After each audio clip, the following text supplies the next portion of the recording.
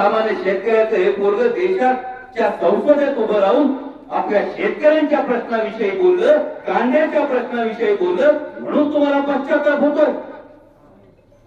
सर्वसामान्य शेतकऱ्यांचा पोरगा हा बिबट्यांच्या प्रश्नाविषयी बोलला. तुम्ही ज्यांची पालखी वाहता, ज्यांच्यासाठी पायघड्या अंथरता, त्या उपमुख्यमंत्र्यांना कधीतरी विचारा ना, दिवसा 3 फेज लाईट कधी देणार, हे मी विचारतो. म्हणून तुम्हाला पश्चाताप झाला. पश्चाताप जर झालाच असेल तो जुन्नर तालुक्याच्या स्वाभिमानी जनतेला झालाय. ज्या छत्रपती शिवाजी महाराजांचं आम्ही नाव घेतो, त्या छत्रपती शिवाजी महाराजांनी रयतेच्या भाजीच्या देठाला हात लागू देऊ नका ही भूमिका घेतली होती. सर्वसामान्य रयतेशी बांधिलकी ठेवली होती.